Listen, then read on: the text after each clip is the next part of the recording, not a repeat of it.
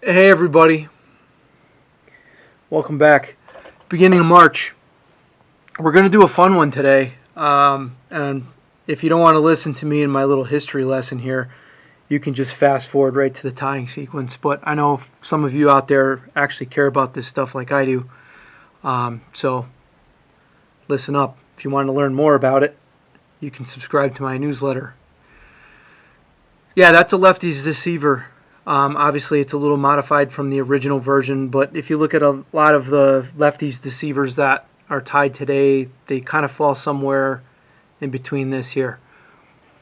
The reason why I put this in the vise right now is because what we're going to tie today is a direct descendant of this particular fly, and a lot of our bucktail flies have evolved from this right here. So I would be remiss in not giving credit to God rest his soul, Lefty Cray, and this wonderful pattern that he gave us.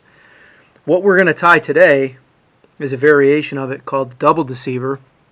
You've also heard of it called a few other names. The most original version of it that I know of, which originated from Michigan from a fellow named Eli Berant from Great Lakes Fly, with a little bit of help from his friend Matt Grajewski from Adaptive Fly. They articulated this particular pattern. And the ones that Eli articulated, and he doesn't really get a lot of credit across the board from that neck of the woods, he kind of does, but kind of gotten lost in the mix, looks something like this. This is in the same vein that Eli ties his and still currently ties his today. The Cat 4 and the Cat 5, which are Category 4, Category 5, based after levels of a hurricane. And I think he says the Cat 5, which is the larger of the two, which all of you know about, the double deceiver and its effectiveness, especially down in places like the White River where there's large brown trout, but also muskie, pike, you name it, larger fish that chase bait fish and want a bigger meal.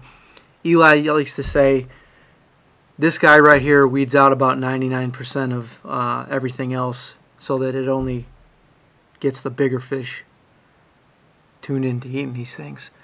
Now there's some truth to that too. This guy here on the vise is a little over 6 inches. Some of the ones he ties and sells are over 7.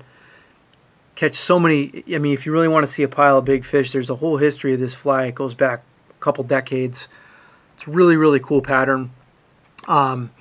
We're all pretty familiar with it. There's a few different ways you can tie it. A majority of the ones that I tie and fish are much smaller than this, between like 4 and 6 inches, with that 4 to 5 inch range for most of my trout fishing being the ideal, I guess you could say, size. Scale it up a bit when the water's up, or I know I'm in a spot where I might have propensity to get a bigger fish, or I'm targeting something different. Most of you have probably seen the standard bullet head style, like this guy here. We're going to tie something similar to that. As you can see, there's a big difference in the size here in these two. The one we're going to tie today is going to look something along the lines of this guy. This one here is roughly 4 inches. But if you take a really close look in comparison to this one I just showed you here, you can distinctly see there's some changes there in the bucktail for the top wing, and that it's what I like to refer to as spectrumized. There's multiple colors of bucktail in there. Is it 100% necessary to do that? Absolutely not. However, it does give the fly a nice effect. What you will also notice in the difference between Eli's original style pattern and the way that I tie this here, the head is most notably different, but there's also a couple other things in the undercarriage here that are slightly different, and I'm going to show you how to scale this big guy down to something like this for some of you more trout oriented guys, or something that you feel a little more comfortable throwing. This guy 1000% has a ton of space in your arsenal, especially if you chase a lot of larger fish. If you want to get some of these from the originator, you can check out Eli's website. I'll have it listed in the comments as well as Matt's. How the story goes, apparently Eli needed some help kind of figuring out how they were going to make that transition for the articulation point, and that's where Matt kind of came in. Both of those guys are great fly tyers. Know both of them well. I've been at venues with them. Just saw both of them at Bobbin in the Hood up at Schulte's. So still doing their thing, tying some awesome stuff. And this video that we're going to do today is just, aside from giving you a little history on the fly, is going to show you how to downsize this particular pattern, but also how to tie it. Alright, so enough of me talking, let's get going. Okay everybody, here we go. To start, I've got usual favorite. We're going to use two of the same hook. There's the front hook, here's the rear hook. The rear hook's going to be in number 2, Arex TP610. Our thread for this, I'm going to use a Vivus 140. We'll do this in olive because we're going to do like an olive over white, which is just a traditional baitfish shade. I'm going to start my thread right behind the eye, and I'm going to go to a point just past the halfway point. That's where I'm going to start my tail. I've already pre-selected 4 saddle feathers. If they're a little banged up, it's okay. I'm going to mirror 2 pairs on either side of one another, and we're going to tie them all in together, kind of like the original Deceiver does. You can use schlappen on bigger sizes. I like these saddle feathers a little bit better for the smaller variations. As soon as I step this up to like a 5-inch fly, that's when I'll go to the schlappen feather. So, and if they're kind of staggered, that's completely fine. You're just going to tie them in a bunch.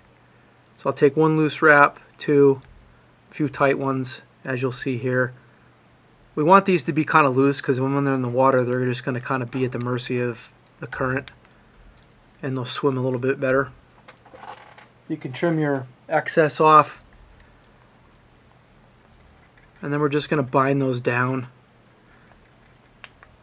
and bring our thread right back up to the hook eye. Now what we're going to do, because I'm using, and don't be too concerned about that, you'll see what happens, your tail's set fine. If you want to build a little bit of durability into this, you can put a little, this is completely unnecessary in my opinion, but you can put some resin on there, cover those thread wraps, hit it, you're good to go. What we're going to do now is we're going to build our wing, and we're going to do, I'm going to tie it in the manner that I like to. You can tie this standard traditionally, or do it like how I'm going to right now, reverse tie. So what I've done is, and if you saw the one that I just held up beforehand, it uses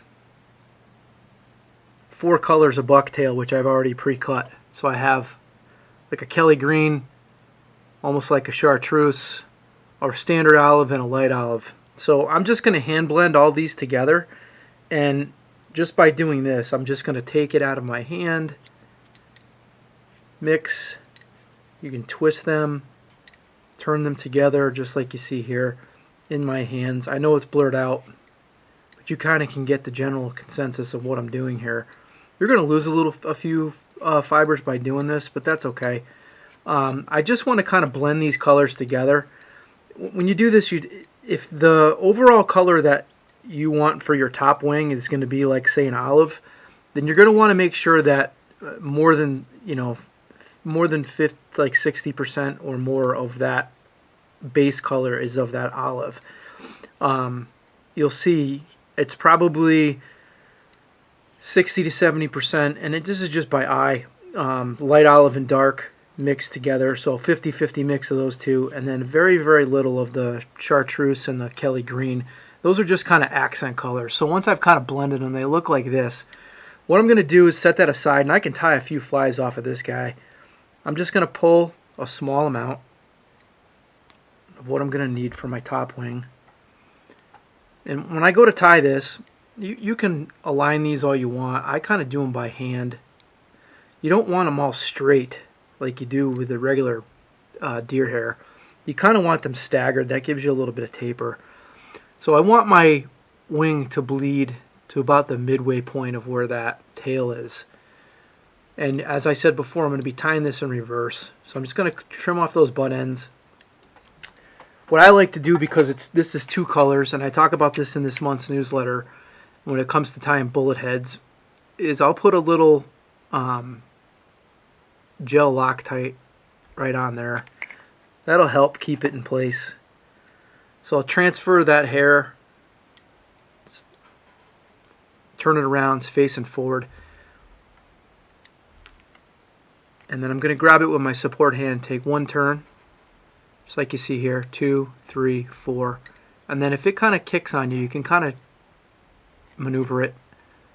I trim, after I've made those 3 to 4 thread wraps, that's when I trim it, those little butt ends there. And then I'm going to invert it in my vise. I'm going to do the same thing.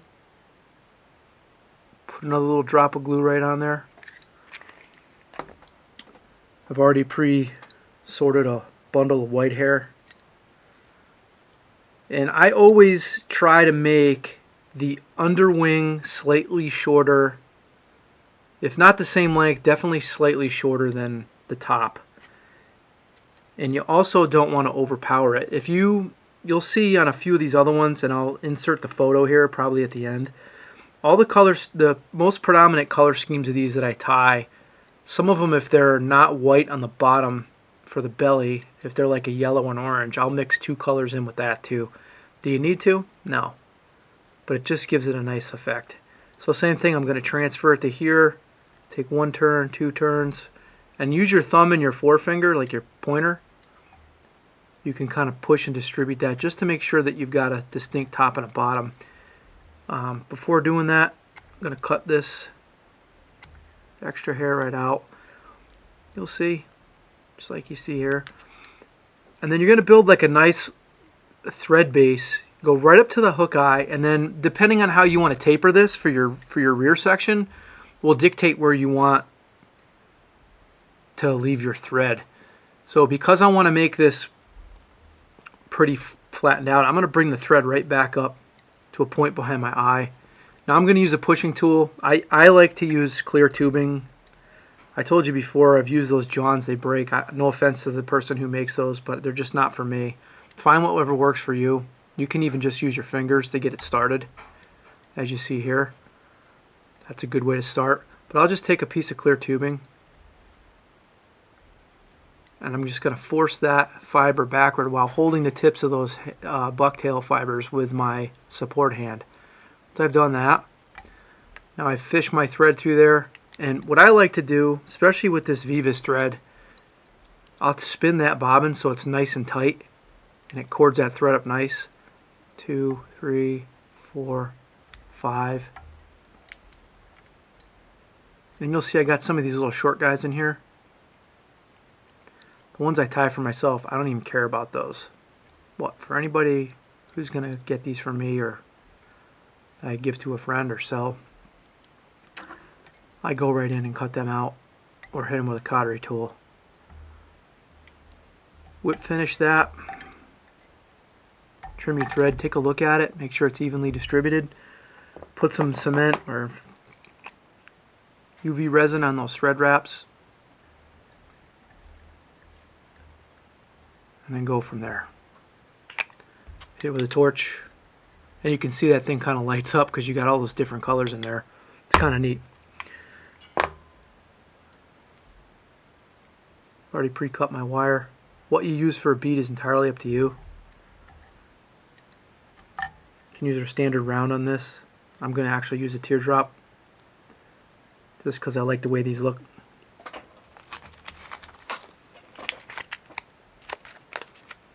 I'm going to pick out a funky one for this guy. There's a nice new lighter olive in here that I like. We'll put that guy on there for the heck of it. It's kind of cool. I think they got some new colors coming out. At least that's what I was informed. So it looks like that. Now we're going to take our front hook, put that in the vise. It's the same hook, just one step up in size. Make sure you get it set. Start your thread right behind the eye, and this time we're going to go right to where the bend starts.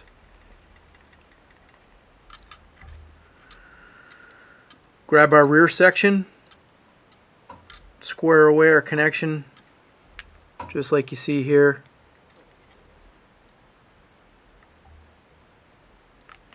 I got a little too much wire, it's fine. Once I get that going, then I'll grab my bad scissors, trim that off, and then we're just going to bind this down with 4 courses of thread, so 2 up and 2 back. Progressive tension.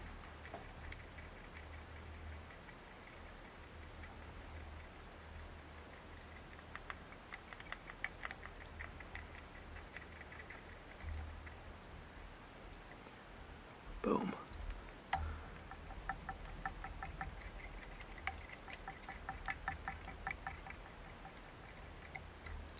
Might have done an extra, I can't remember. Got distracted. Get that rear hook out of the way. Now what I like to do with mine is I add a little bit of filler on these. You can just, there's a lot of different ways you can tie it. Some people just put a little flash, others will just put a schlappen feather in here. I don't like to add any more feathers. I like to put a little bit of filler in there, so I'll use like a UV polar chenille for this. For this one, this is the MFC double cut swimming chenille. I really like this stuff. For a fly this size though, you'll see with the double cut stuff, it's got some longer fibers and some shorter, so I pre-cut all those longer fibers because I don't want something that's crazy long for a fly this big. And then I'm going to bring my thread right up to about the point where I think I'm going to start my bullet head and my deer hair for that front section.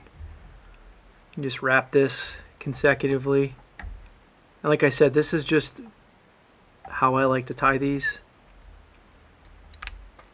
The biggest trick to these, especially as you get smaller in the size of this particular fly, and I say this a lot and I talk about it in this month's newsletter, especially with working with bucktail or deer hair, it's very, very easy to overdress a fly utilizing this stuff. And the key to a really good bucktail fly, in my opinion, is finding that proper amount of hair that's still going to give you a silhouette and the fly is still going to swim, which will conversely also give you a fly that's a heck of a lot more enjoyable to cast. There's some really beautiful flies tied on the internet I see these days, but I can tell you within 2 seconds if there's way too much material on them. A lot of them are tied with too much. So try and scale it back. It'll make your day on the water a lot better too. Sorry about that. Go figure, my furnace kicked on. At any rate, so now, same thing that we did before. If you don't like the way your thread base looks and you want to even it out, now's the time to do so. Just like we did before, we're going to put a small drop of gel Loctite on there. I've already combed out the batch of hair that I want. That's roughly about the amount that I need. Like I said, less is more. You don't need a ton on these. It's a smaller fly. In fact, I'm actually going to pull a few fibers out. Once I've kind of determined my length, then I'm going to go in, because I want that hair to bleed into about the midway point of the rear. I'm just going to go in and cut those butt ends right off. Same thing. I'm going to take that bundle, transfer it into my support hand, back to my strong hand, tie it facing forward with 1 tight wrap, 2, 3, 4. And then this is the time where you can kind of position things. You'll see I'm going to push down on that hair a little bit and just leave it just like so. Now same thing. I've got my white, my belly already pre-picked. If I can, I want that belly to be slightly shorter than that overwing. Same thing. I'm going to take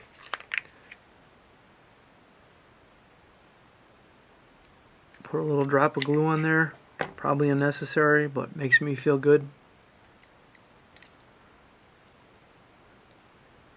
Lay that right on there. 1 tight turn, 3, 4, 5.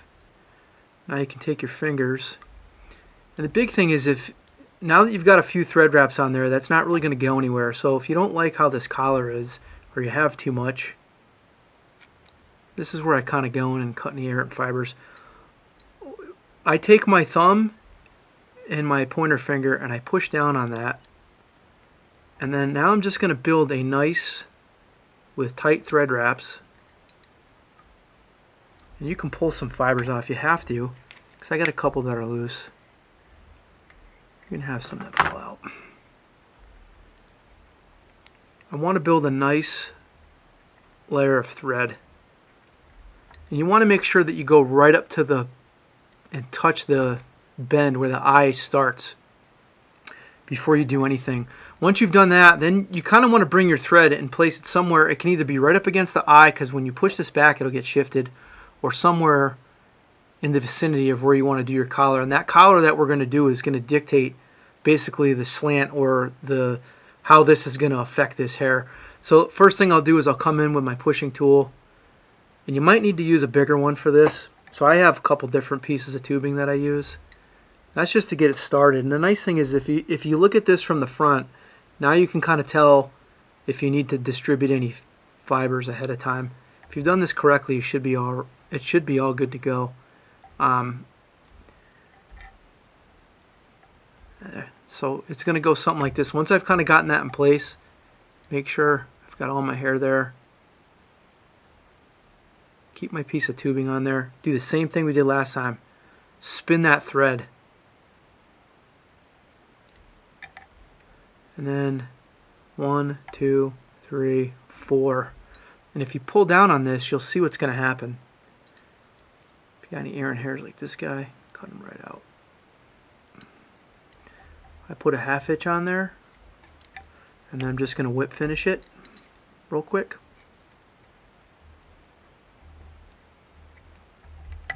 That'll give me a nice neat collar. And you can use your fingers to kind of redistribute the hair real quick. Take some bone dry, put that right over those thread wraps. And then there's a lot of different ways you can affix the eyes. You can just use this regular gel spun. I really like using like a contact adhesive, so I use like this is Gorilla Glue's version. It's a clear grip contact adhesive. You put a little bit of this, and whatever you use for eyes is completely up to you. There's so many cool things that we have available for eyes now. I mean, there's a guy that's doing custom ones there. What's his name? Dead Meat Customs does some pretty cool stuff. But I like these oblong pupils. So, and I put them right back from behind there. That contact adhesive is kind of nice. It's waterproof. It's clear. You don't need a lot. You just need a small little dot right in the center of that eyeball. And then just kind of look where they're at. That'll take a little while to dry. But what I like about that contact adhesive is if you hold it down, that'll push right into those fibers, and that'll also help you build your proper taper for your fly and that hair. Hold it in place. And there you go. That's a small version of the double deceiver, Cat 5, Great Lakes deceiver. This one, like I said, is roughly about 4 inches long. Biggest thing is less is more on these. Like I said, it's very, very easy to overdress a bucktail fly. Comes with a little bit of practice. If you're really into fishing streamers and you don't have any of these style flies in your fly box, I don't want to say it, but you're wrong. You definitely should. This is definitely a fly that you should keep in there. Hope you enjoyed it. If you have any questions or you want to learn some more stuff from the people who invented this, just take a look in the notes. Thanks for tuning in. Have a great day. I'll catch you in a couple weeks.